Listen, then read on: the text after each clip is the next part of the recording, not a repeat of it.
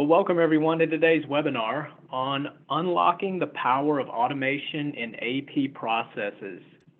This is Brian from Strategic Treasurer, and we're pleased you could join us as we discuss the impacts that automation can have on the accounts payable process.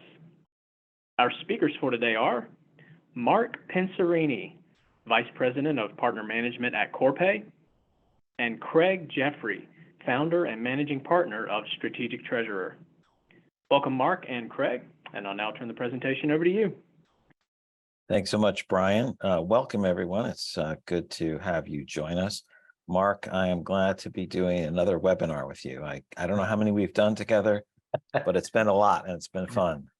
It is fun. I always enjoy it. You know what I really love too is when this thing starts, your guests are the best because they're all hello from Connecticut and hello from South Carolina, and hello from Florida. They're all very interactive in this whole thing, which makes it a lot of fun. You don't see that a lot. So it's always fun to do these with you. Awesome. Awesome. So maybe we should have people put in their UDN coordinates instead of the city state. So we have to figure it out that way, but awesome.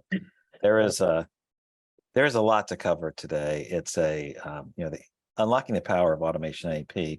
I know there's a lot of people in the AP space from the controllers group and from Treasury. What are we going to cover today? Well, here is our agenda. So the aims of AP, and we'll look at those first. So these are things about automation, scalability, control, efficiency, and more. So we'll talk about some of those. This is what you and your peers are looking at in the world of AP. And AP is part of the cash conversion cycle, vital to every organization. The second area that we'll talk about is about processes and views. So, anytime we have a mind to improve the process, to make things more efficient, more secure, more scalable, less defects, et cetera, there's a couple things that are important. One is we look at the entire process from an end-to-end view as opposed to an isolated component of it. We can never achieve all that we hope in a process without looking broadly. This is useful for life. It's useful for all business processes. It certainly fits into the AP world because one organization's AP is someone else's receivables, is someone else's use of capital. So we'll look at that end-to-end view, why that matters. The time and quality section, the subtitle is Effects of Manual versus Automated Processes. So we'll explore why manual processes, because there's handoffs, there are more defects. Because there's more issues with those handoffs, it's impossible to get Six Sigma quality or high quality because there's too many issues. So automating items are essential for high quality, but it's more important than just automating. There's looking at the entire process. There's an element of what information is transported. How do we make it so that there's less involvement, more things are straight through? Then, because we're Strategic Treasury is big on Treasury and Mark is as well, we'll look at forecasting and working capital management. There's a direct link in AP and in AR to how well we forecast, and that forecasting and accurate forecasting leads to better capital utilization, and it fits into the domain of managing working capital and the broader category of liquidity management. So we'll look and see how those touch points matter. And I love talking about fraud. It happens, to almost every company that they're subject to fraud, different types of spoof and theft. Payments are involved, and that's why criminals go after payments, because there's an opportunity to steal funds. So how do we reduce the opportunities for fraud from efficient processes to a reduction in the areas where attacks can take place? Those are all vital as we think about all of the aims of AP. And then finally, we do have a few key takeaways, 4 key takeaways to guide your thinking at the end of the discussion to reinforce what we spoke about. So that's our agenda for today. Mark and I have a lot to cover. And as Brian had mentioned, we do have poll questions, so we're looking forward to that as well. Mark, why don't you start us off with some of the top goals in AP automation? I know restricting it to 8 is, is limiting, but those are some of the top ones here. Yeah, understanding what it really means to have a digital process, right? What I think this all goes back to what are your goals as a customer, as an end user, as a company when it comes to AP automation, right? How do you define that? Because everybody defines it a little differently. But then understanding, well, what are your pain points? What does that digital process need to look like for you, right? And then, how do we simplify that workflow? Because probably today you've got a manual process. Well, if you're going to move away from that manual process and you're going to digitize that flow, what does that look like? How do you leverage technology to do that for you? And establish controls around that, which then leads to hopefully cost effectiveness, right? I'm reducing the amount of processes that I'm having to deal with and having to manage. So I've got the ability now to scale in a lot of ways that I couldn't scale before without actually adding people or adding staff to do these things. So hopefully this process does help you become more cost effective. And maybe that's one of your goals in all of this. The other one there's scalability, just your ability to grow, and not always going, okay, when I reach this level, I got to hire another FTE, or when I do this means I got to move staff, or I've got to do something different. But how scalable is this product, or how scalable is this AP automation solution that I want to move into today? And then lastly, as you brought up, Craig, that last piece is making that payment in the most secure, most efficient way possible to your vendor, because all of that leads to stronger vendor relationships. So they're all tied together there. And I'll let you take some on the other side there. Thanks, Mark. I'll just talk about a few things. On the top right, you see improved visibility between the payor and the payee, whoever's making the payment, whoever's receiving it. Think about this for a moment. If you have a lack of visibility, you're unsure. It's harder to forecast, for example. What happens when you're looking to close out your books for the end of the month, get the activities, the receivables collected. You don't have the information. You don't know what's coming in. You start calling all of your vendors, and now I'll say, interrupting AP. So AP automation may be awesome, but if you're not sharing information, giving visibility, payments are being made on Thursday or Friday, let's say before the end of this quarter, but they don't know. They're charged with figuring out what they're going to have to finish out the quarter. And so there's an interruption process, if you will. So providing better visibility throughout the process helps two groups with their forecasting. It helps reduce these extra, I'll call them defects or steps, people calling to find out what's going on, and renders a better process. On the working capital management side, when you can't forecast right, either on the payable side or the receivable side, there is a lowered level of confidence, which means you have to keep more cash available to cover your payables or your receivables fluctuations. And when organizations are trying to optimize that activity, it's a significant deal. That's a significant deal when interest rates are almost zero and they're no longer zero. So they're having an impact on companies more now than they were a while ago, at least in terms of an attention perspective and from a cost perspective as well. The relationship side and managing relationships across the ecosystem, from payer to receiver, supplier to customer, having clear visibility, understood processes, a lack of defects or limited number of errors or issues leads to better relationship management. You have a easier way to do business, better communication, less errors and rework. It's more efficient to operate. Those things work well. And those are some of the top goals of AP automation, and certainly worthy of our attention wherever we sit in finance or in the organization. Now, Mark, there's a lot of impediments, roadblocks to reaching these goals, and this is really a little bit more of a focus on the defects. So there could be a whole set of boxes for other impediments like staffing and IT availability of resources, but this is really focused on what causes defects.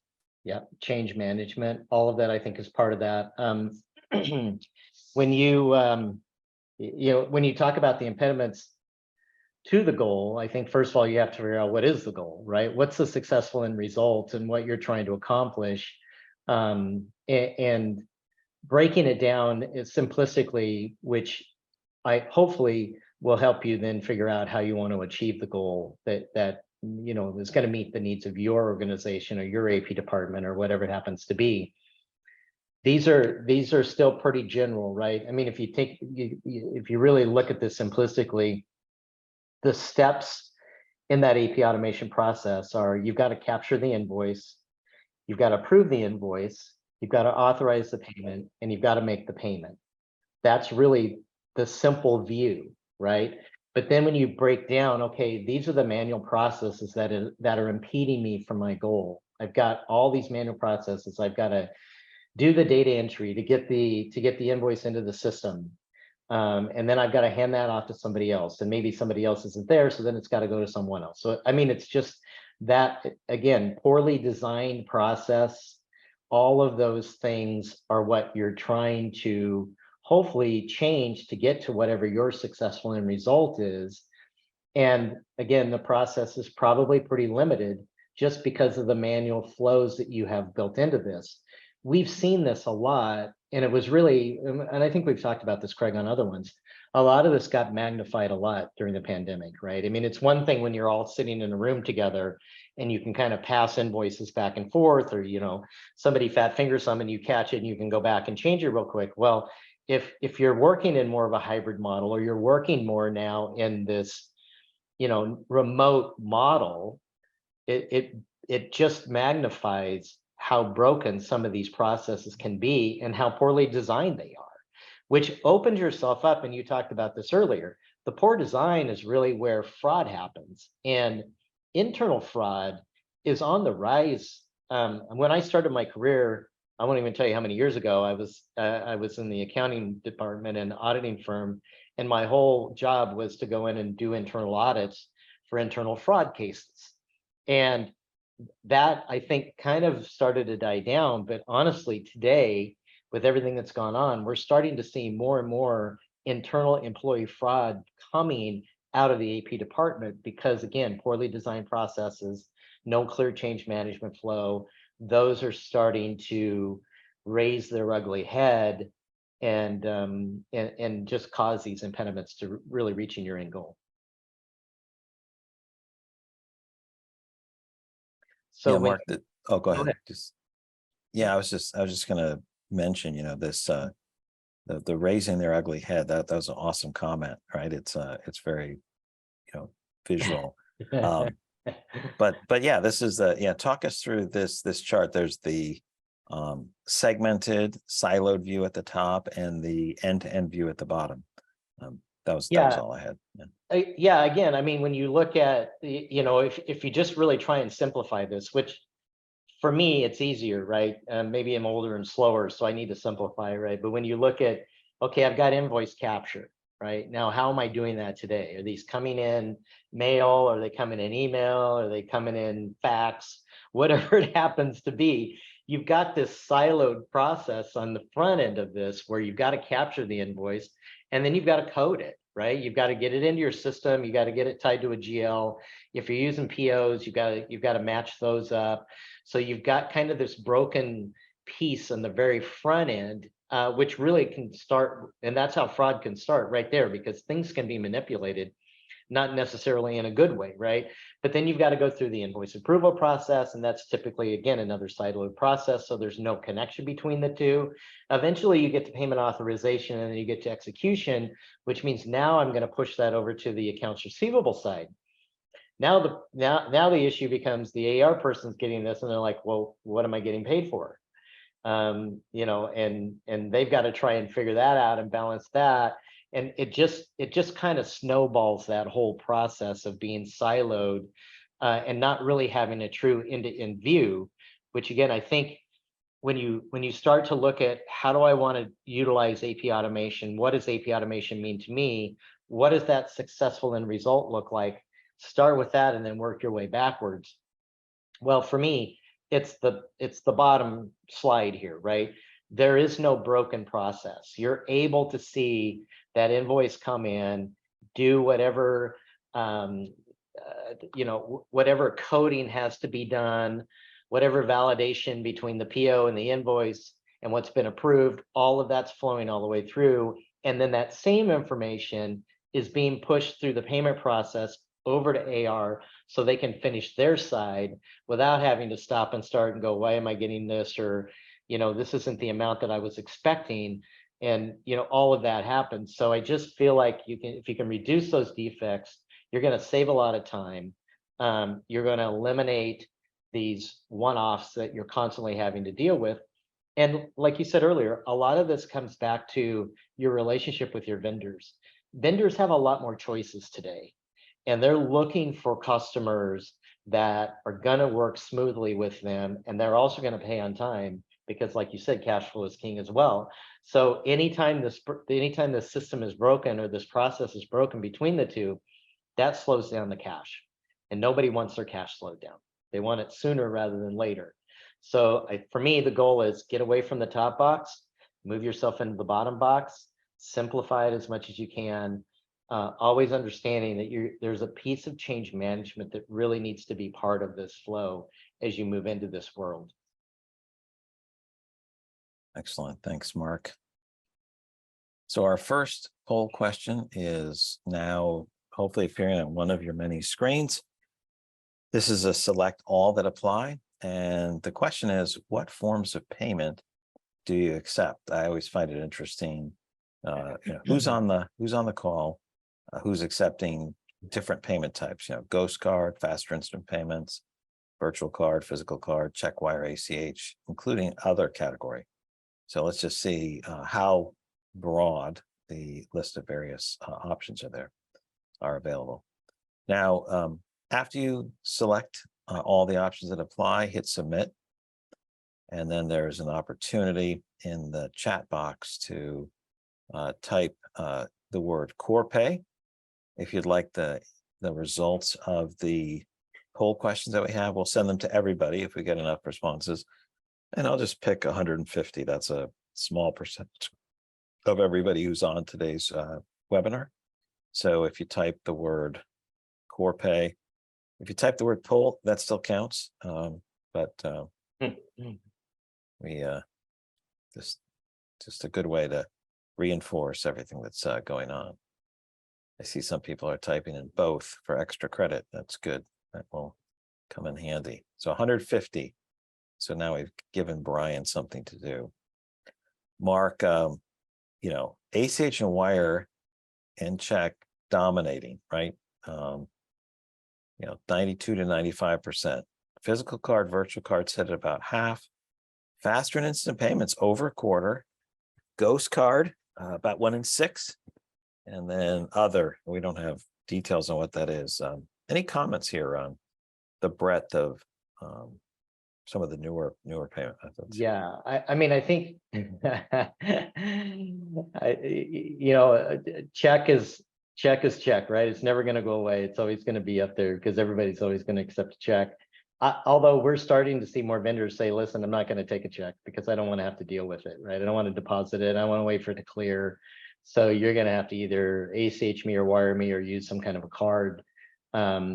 We are seeing that faster instant payments is starting to rise, and giving our vendors an opportunity to make that choice, I think, is very important as we hopefully move into the 21st century here on some of this. I'm amazed at how many checks are still being written daily for vendor payments. It amazes me. Does not surprise me that ACH and wire are as big as they are, as fat, as heavy as they are, just because of how quickly those funds can hit your vendor's account. And like we said, cash flow is king. They want their money as fast as possible. Yeah, thanks for those comments. Now, Brian has placed for your consideration 2 company pages on LinkedIn, Corpay and Strategic Treasure, Mark and Mark's company and my company. If you would be so kind as to make sure you're following Corpay and Strategic Treasure, that would be most awesome. So feel free to click on it and follow. We've got plenty more to talk about, but that is very, very helpful on our side. If you do follow that way, we can stay connected in different ways. I am also told by Brian that we need 53 more people to type the word pull or Corpay. So we got less than 100 with my first harangue of everybody for that. So I can see that number's jumping down quickly. Yeah, if you type it in the chat box, that's probably better than the Q&A section. So there we go.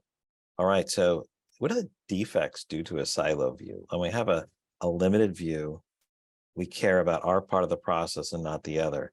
And if you look at the quote on the bottom, this is one that's a fairly popular business quote. It's one I say probably to the point of consternation for everybody in the office is optimizing part of the process sub-optimizes the whole. And Mark showed you the top fragmented approach where every piece is like, hey, what's the best way to do this, this, this? And then the bottom way of looking across from an end-to-end view, you can see how that could be the case. Like, do I need to send it all the information? I don't care. I'm just making a payment. Let AR figure it out, right? Or you don't consider who's upstream or downstream. And so here's the story, right? Oh, I received some funds. What are you paying for? These invoices, right? These are all exception conversations. It's a phone call, an email, or some other method. Here's the 5 invoices I'm paying for. Those don't add up to the amount you sent in. Oh, we short paid one of those invoices by a certain amount of dollars because color was wrong, count was off, whatever the reason was. We felt like it. And then it's like, oh, okay, thanks. And we ended the conversation quickly. There could be our shipping document says you received everything or whatever the issue is. But that's one of the issues. Now, if information is not flowing with the payment, for example, or the order information is being rekeyed and therefore errors happen. And so defects come as a result of that. Defects mean wrong items are shipped. And in this case, details about what's being paid for. So an AP process relates to AR because if they don't know how to apply it, they're going to reach out to you on an exception basis. And usually that's a multiple part conversation. Very ineffective. It costs both parties time. And the more you can make dealing with your partner easy, the better it is for both the buyer and the seller. And that's the value of the comprehensive view, the end-to-end view. Let's look at it instead of a silo view, look at it from an end-to-end perspective.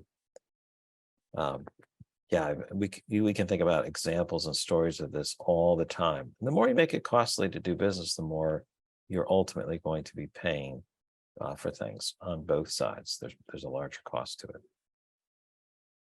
All right, now, Mark, this is another example for you to clear up. This looks like an electrical schematic, but it's showing differences between manual and automated processes. So walk us through this, if you would. Yeah, I mean, we use this term a lot, and I still like it because it's all about the operational efficiencies, right? What you're trying to get to is an efficient process, which is, again, at the bottom, the automated process. But when you look at what are you solving for, again, on this manual load or manual process on the top one, you've got, first of all, you've got to get those invoices in, and then there's probably some type of manual data entry that has to happen. So somebody sitting down and keying data off of a piece of paper to get that into your system, and then hopefully getting it correct. And then that's got to move along to the next person who's going to do it, either review it, or they're going to add to it in order to code it properly, or maybe they're doing some kind of two-way match or three-way match if you're utilizing purchase orders or whatever it happens to be within that system, before it can move along to the next one. And then eventually you finally get to the end here, right? So it just becomes this very cumbersome process, and who's got to authorize the invoice opposed to who's got to authorize the payment. And you've just got more and more steps and more people. And if something's wrong, you can see how some of these lines go back, right? So now you, excuse me, you're actually moving backwards because it's like something's wrong with this invoice, I can't pay it. So it's got to go back to the beginning and you got to start all over again. So, it's just this vicious cycle you're in.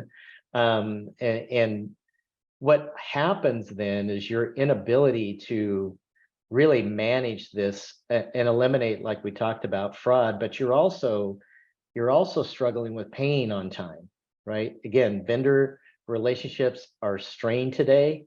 They're important for all of us, with all the supply chain issues we've had. And it's very important that those vendors feel like they're being taken care of. So to Craig's point, having that long-term view, which is just not about your own process, but it's what happens after the payment leaves your house and goes to the vendor's house, right? And what are they doing with it? And how can you help them move along their process as well? So again, you've got all these manual steps, too many opportunities for defects, too many opportunities for late fees and late payments, because you're missing the opportunity for early pay potentially, right? Which again goes into, when you're trying to manage your cash flow and manage funds, knowing when you want to pay your vendors, those early pays can be a huge piece of your business. So understanding that and what the vendor is willing to do with you on early pays and that kind of thing become very important. And if you miss it by a day, you miss it. So all of that just impacts that manual process. When you can get down again where that flow is seamless, right? Where you've simplified your workflow, you're leveraging the technology. And that's the thing today, Craig. There's so much technology available out there today.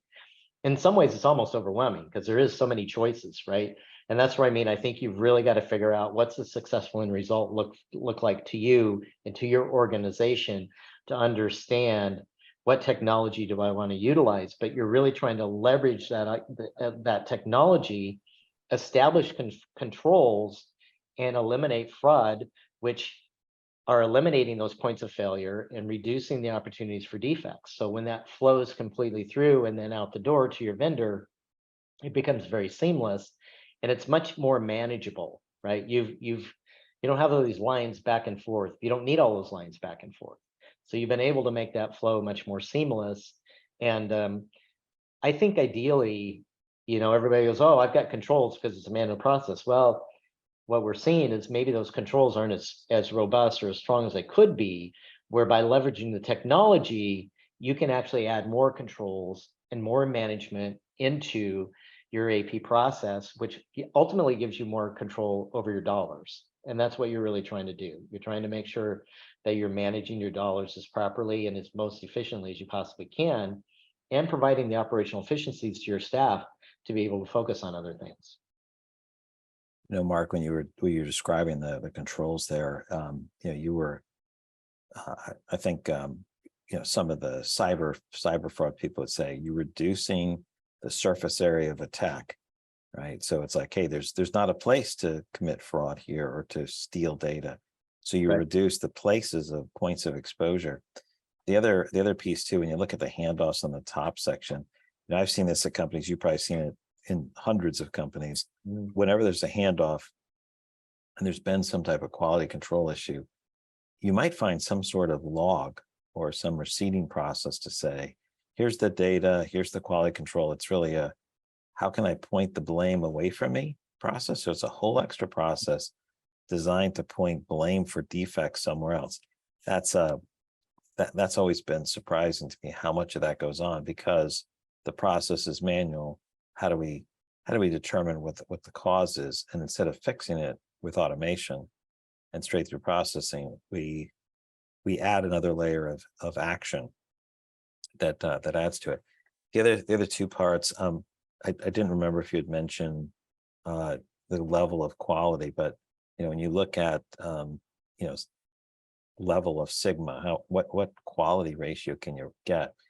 you can only reach, 5 or 6 sigma, or 4, 5 or 6 sigma if you have an automated process that's designed well.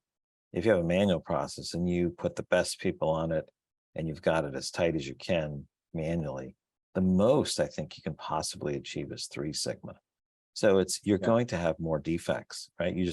Why short sheet your own bed, or why tie your shoes together when you're in a race? Let's make it so that there's the greatest opportunity. So really appreciate your comments there, Mark.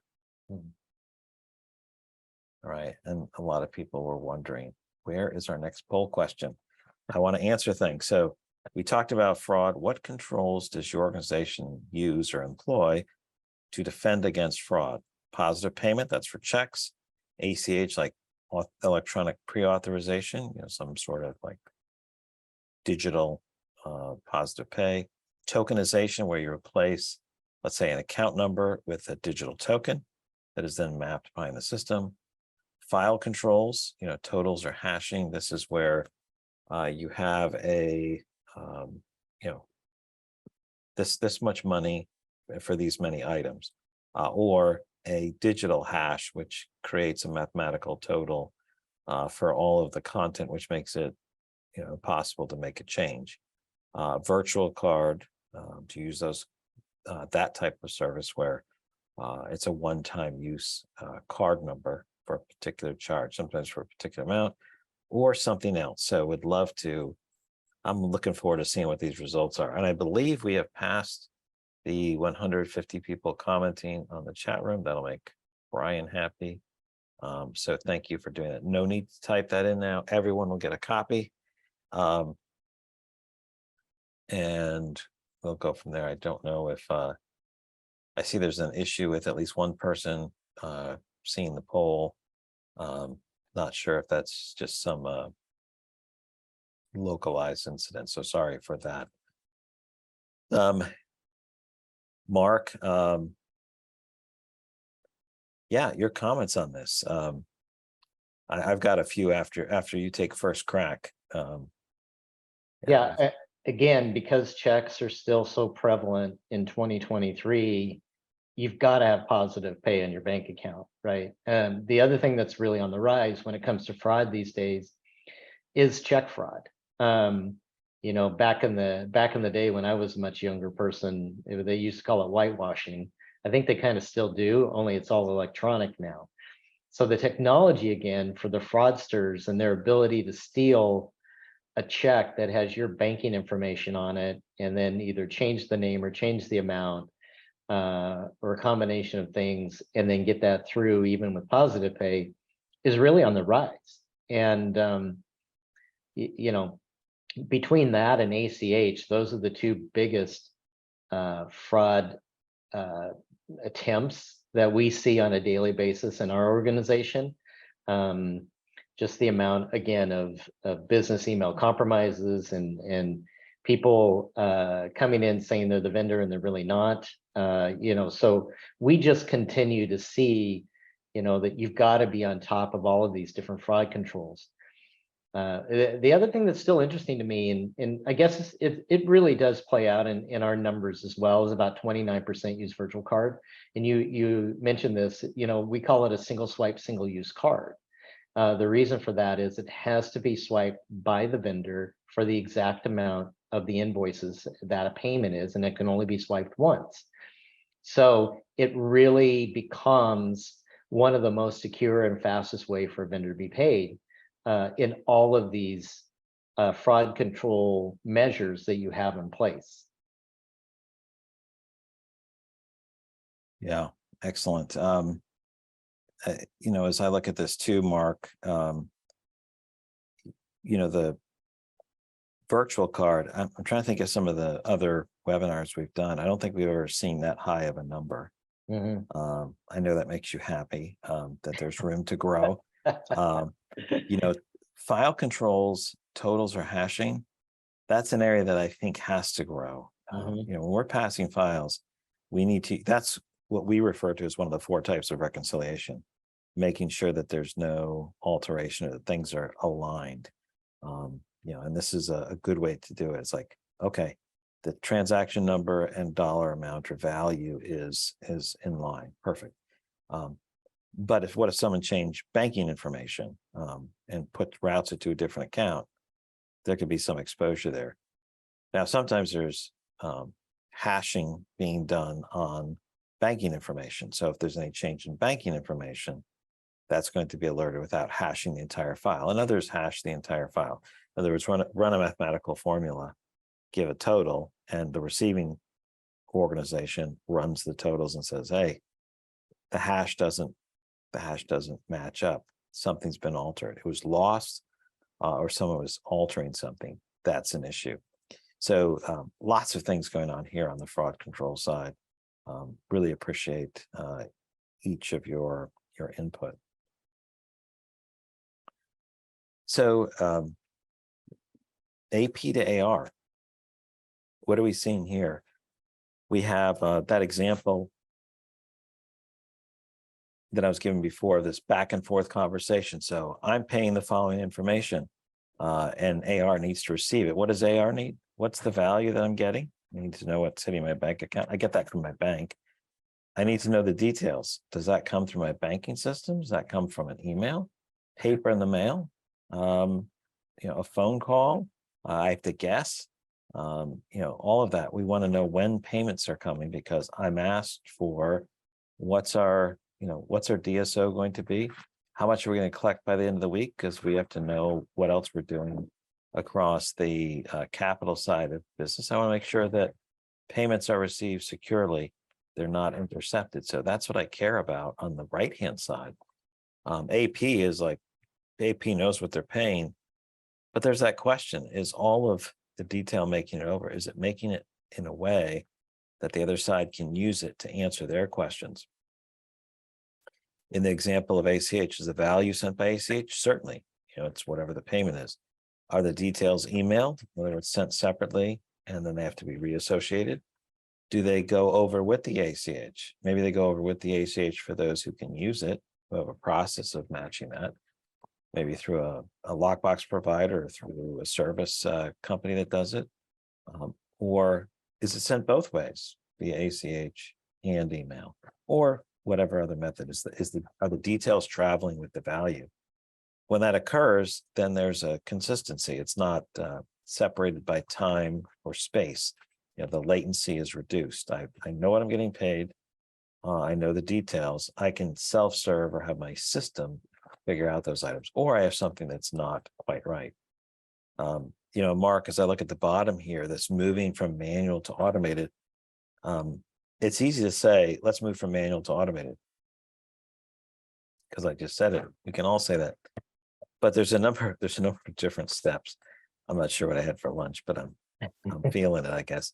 So on the process side, we go from manual handoffs to a combination of manual with maybe more digital to end-to-end straight through processing. So think about, how do I move towards my end state? If I can't get there in one jump, where can I improve the process? Remove some of those handoffs points of exposure. Detail isn't sent. It's sent, maybe separately. Maybe it's sent together with value. Maybe it's available for self-service as well through a portal. What about the value? Value, is it delayed? Is it received? Is it communicated early? When we talk about the timing and speed, Mark, you said something earlier, basically, things need to go faster. Nobody wants stuff slower. Nobody wants their cash slower. I think was the example. Nobody wants their information slower either. Right? We want the information so that we can prepare and know. So faster and better is better. And security. I don't think there's any company on this call that would say we've arrived at the security front that we need to be at. It's the threats are there. How do we make sure things are secure? They're encrypted. They continue to scale to meet the threat of the criminals. Mark, I didn't know if you had anything you wanted to add here, because I know you have the next couple of slides, but if there's something you want to add to the issues that automation can help address, wanted to give you that opportunity. Well, and the thing I really like about particularly the bottom part of this is normally this is a journey, right? I mean, you don't just jump from one to the other, because depending again, how long you've had your manual processes, you're probably going to go through several stages of this to get to a point where you really do have an end-to-end straight through processing. I mean, again, if that's what you've defined as a successful end result, the encouraging thing is it's available today. You can get there. And but there may be some jumps you've got to make along the way as you learn and as you change your internal processes to accommodate or adjust for this. There's a learning curve, right? There's a learning curve for staff. There's a learning curve for the organization. There's probably a learning curve on the receivable side with the vendor when you change this. The other thing we are seeing though is vendors are driving a lot of this too. They're saying, hey, I need this from you, right? I need you to start to move towards me on some of this. So I don't know that you can just sit back and keep doing the manual process that you've been doing. It really needs to be this journey where you start to move from manual to some type of hybrid to hopefully you get to that end-to-end flow. So it's a great slide. I like you describing the journey, right? It's not a instant jump in many cases. Well, back over to you. You've got the floor. Well, like we talked about, cash flow is king. Understanding how you're managing your funds, how you're forecasting your funds flow. Obviously, your relationship with Treasury is very important in all of this. And when you're dealing with this manual process, you don't know for sure when things are going to happen. And I think that's the biggest unknown that you're trying to eliminate today when you start to automate from front end to back end. From the front end, you start to become very predictable because you know how to schedule things better. You know what's coming into your system, and those are getting into your AP department, and your AP can start to manage cash flow better and when they want to make payments. Again, knowing that and then scheduling when are those funds actually going to settle, right? When are they going to come out of my bank account? It becomes the goal, becomes part of the goal here, right?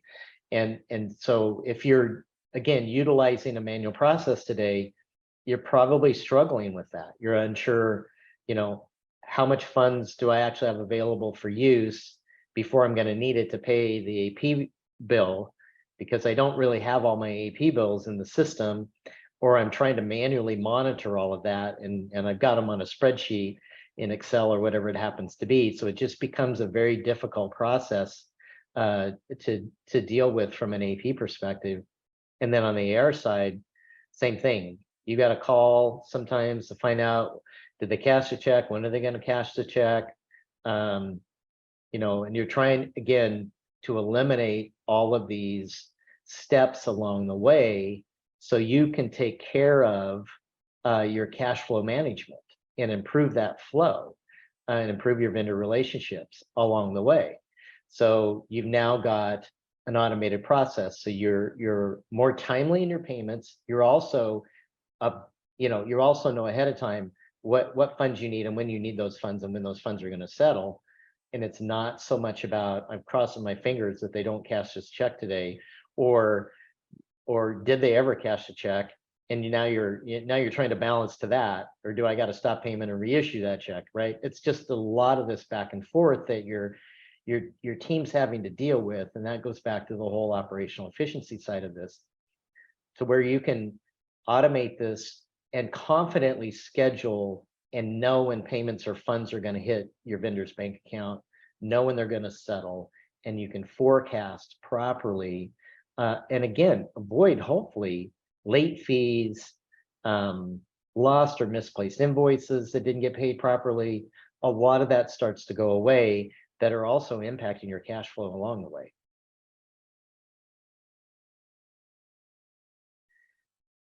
I always like to talk about fraud and risk, right? Everything we do today is really about how do I protect my money, and how do I protect my vendor's money? Because if my vendor's happy, I'm going to get better service. I'm going to make sure my vendor's happy. Therefore, I'm going to get the products that I need when I need them. So this all ties together, because again, if you're doing this manual process, you've got to have a lot more controls in place to ensure that funds are not being diverted or stolen internally as well as externally, right? The more chances for somebody to see this information or to see your banking information or to divert that check in a different direction, you're just more exposed, which means that you've got greater chance of money being stolen at some point from your account, and that's what you're trying to protect from. So the goal there again is to move away from this manual process and figure out, what do I have to do again to capture the invoice properly, code it properly, get it approved properly, and then go through that process of the appropriate payment authorization or approval, and then ensure that the details that need to go to the vendor are going along with the payment in the most efficient and most secure way possible.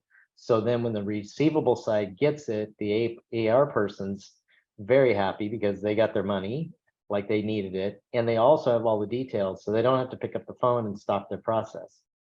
So, you know, we've talked about that virtual card being one of the ways where it really is the most efficient, fastest way for a vendor to be paid. We also know that there's fees involved with that. Well, there's fees involved with that because that's part of what you're gaining. And so that just becomes part of your cash flow calculation when you're trying to understand that. Again, ACH, a very secure process, as long as you have the right controls in place. As I said, ACH fraud probably gets hit by 90% of businesses today on a, you know, on a pretty consistent basis. And so as long as you've got the right fraud controls in place to manage that banking information and to ensure that those funds are going to be securely moving through not only your organization, but into your accounts receivables or your vendors accounts receivables organization, then that's the best way to go, because again, they're going to get their cash flow, which means you're going to have a strong relationship with your vendors and they're going to be very happy. So we're all about reducing risk. We're all about protecting funds. Excellent.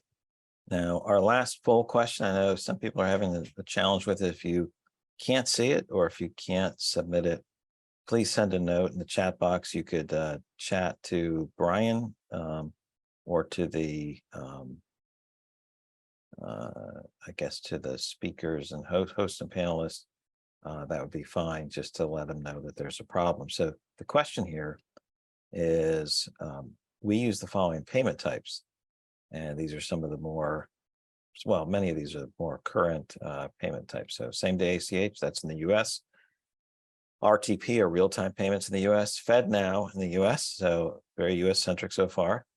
Faster payments, the UK. Virtual cards, wherever.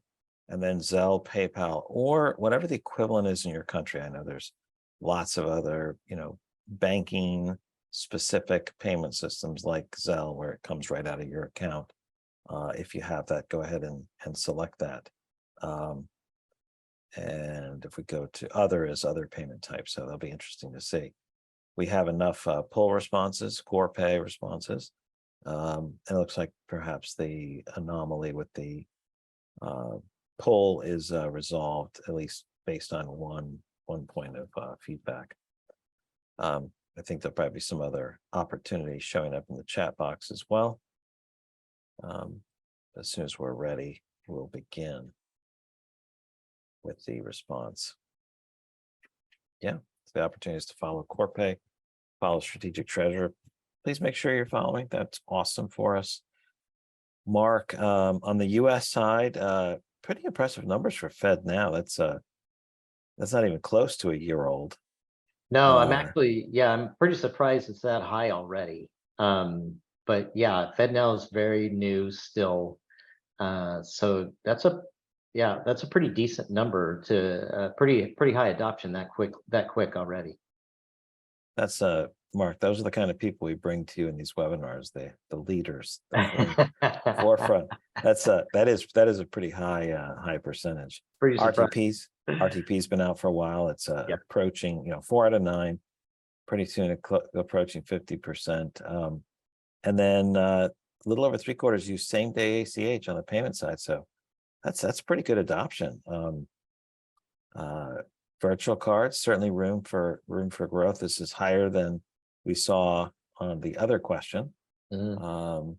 And Zelle and PayPal, those 25%. Nothing's disappointing here. This is a good group. I mean, not, if we ask how many people have to make payments in the UK, the number is going to be a smaller percentage. So that 13% would be a much larger percentage of those that are operating there, but we don't.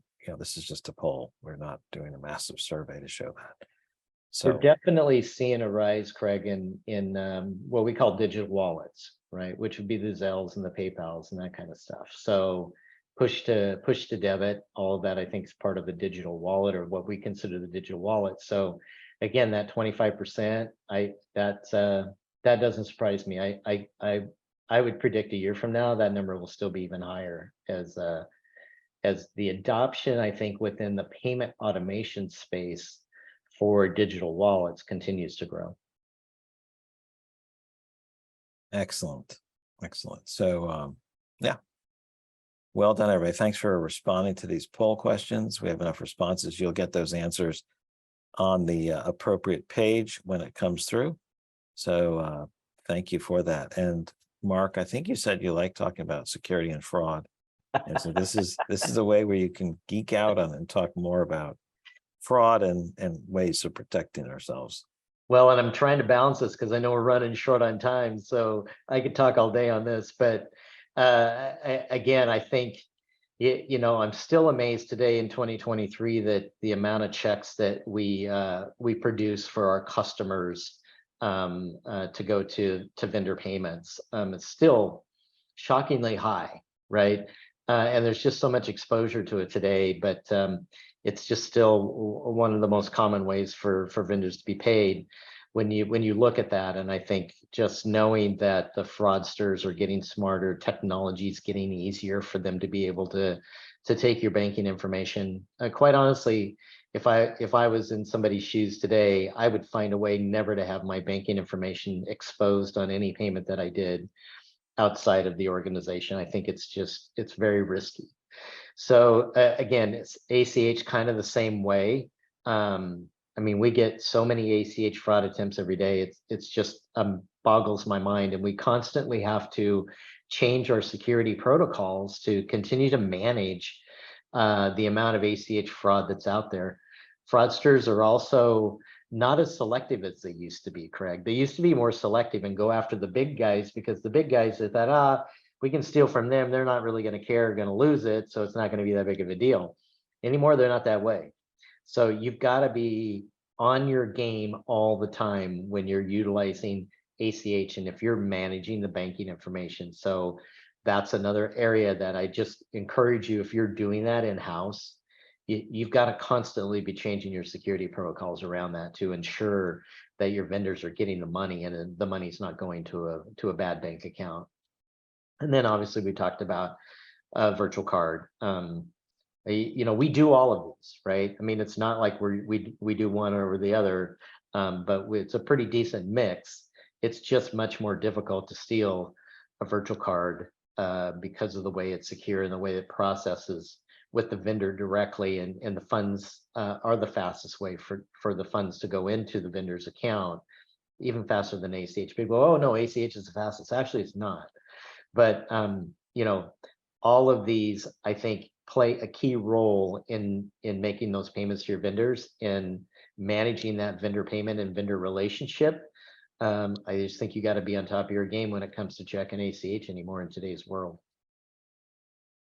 Yeah, excellent. So that brings us to our final thoughts. But before we do that, there were some questions and discussion. Josh sent in a question, said, do you see a time when some type of routing system is built between Zelle, Venmo, PayPal, et cetera? What about between FedNow and RTP? I'll say just a couple things very briefly here. The issue of interoperability, not only between, let's say, US domestic, but on a global basis for some of these faster payment systems. This is a really good question. That's worthy of its own webinar. So thank you for submitting that. Sorry, we can't give you a more opinionated, or more detailed and opinionated version on that, but we like the way you're thinking, and that's a great question. Mark, why don't you kick us off as we bring this webinar home? All righty. So yeah, manual to efficient process, everything we've talked about today. One, again, understand what your successful end result needs to be. And then part of that goal is to simplify your workflow, leverage the technology that's available to you, establish the controls. Understanding your handoffs is what's really going to help you establish the right controls within your organization and eliminate that fraud, and then eliminate the defects, right? The only way you're ever going to get to a Six Sigma, process is to digitize it. You can't do it manually. There's just no way. You'll never get there because it has its limitations. So I think the goal continues to be, we've got to move to more efficient, more digital processes. And then again, the automation, digital transactions, you're going to stop all of the, not just the rekeying, but a lot of times the keying itself, right? So you're eliminating that and allowing the systems to guide the invoice all the way through to approval. And it's just going to give you, I think, a greater level of security that those invoices are being processed properly, they're being processed timely, and reduce, again, those defects, reduce the amount of time that your staff is having to get involved with invoices and having to get involved with the payment of those invoices and the questions around it. So the automation can do both. It can give you the efficiencies that you need and create a true end-to-end automated process. Yeah, the end-to-end mindset, we spoke about that at length. This is looking at the entire process. Fix what you can across the whole process by working with others. If they won't work with you, fix whatever component you can. That's the only way to achieve the quality that we spoke about, and the Six Sigma level of quality that Mark reemphasized. And then finally, you heard what Mark had talked about on the security side, the threat side. The escalating success of criminals is serious and real. It's funding more their attack methods and methodologies. We have to scale our defenses, and the idea if we can eliminate the surface area of attack or the points of exposure that are exposed to attack in processes and people, that's essential. So get your people trained on payment security. Make sure you're reviewing your processes, not just for efficiency, but for control as well. Thank you so much, Mark. And also a big thank you to everybody who joined us. And thank you to Brian, who's going to share a few key points as we finish exactly on time today. Thank you, Craig. Thank you, Mark. And thank you, everyone, for joining us today. The CTP credits, today's webinar slides, and a recording of today's webinar will be sent to you within 5 business days. And for more discussion on Treasury insights and news, be sure to listen to the Treasury Update podcast by clicking the link in the chat box. Thank you, and we hope you have a good rest of the day.